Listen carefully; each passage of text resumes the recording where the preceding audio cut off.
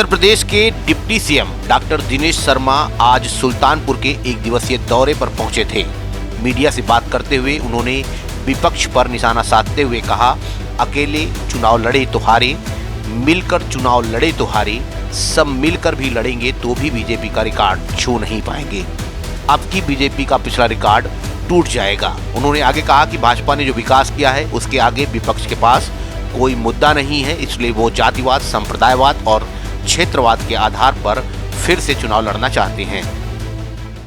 तो हम ये कह सकते हैं भारतीय जनता पार्टी की सरकार ने जो विकास किया है उसके आगे विपक्ष के पास में मुद्दा नहीं है, इसलिए वो जातिवाद, संप्रदायवाद और क्षेत्रवाद के आधार पर फिर चुनाव लड़ना चाहते हैं। और जाहिर सी बात, ये मिलकर लड़े थे तब पराजित हुए थे, अलग अलग लड़े थे तब पराजित हुए थे। अब कि ये सब मिलकर फिर लड़ें, और मैं समझता हूँ कि बीजेपी का जो पिछला रिकॉर्ड था सरकार बनाने का, वो रिकॉर्ड इस बार टूटेगा। उनसे सवाल हुआ कि अखिलेश यादव पुरानी पेंशन बहाली करने की बात कर रहे हैं, जिस पर डिप्टी सीएम ने कहा कि अपने शासनकाल में जो विसंगतियां लोगों ने की थी उसकी शुद्धि का उपाय उन लोगों के पास नहीं है। सुप्रीम कोर्ट के निर्णय के बाद भारतीय जनता पार्टी की सरकार है जिसने सबको बेरोजगार नहीं होने दिया।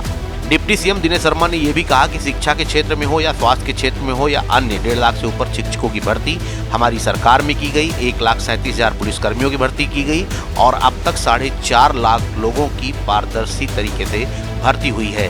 1,68,00,000 लोगों को उन्होंने कहा कि भारतीय जनता पार्टी ने रोजगार दिया है।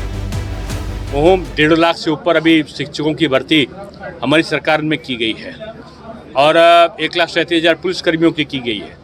4.5 लाख लोगों की पारदर्शी तरीके से भर्ती हुई है और 1,61,00,000 लोगों को अप्रत्यक्ष रूप में रोजगार दिया गया है।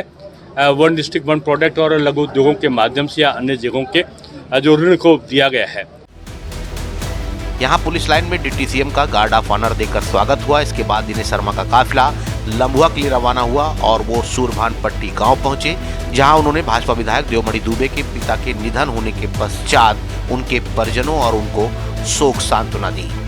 नाव 44 के लिए सरफराज अहमद के साथ विपिन गौतम की रिपोर्ट।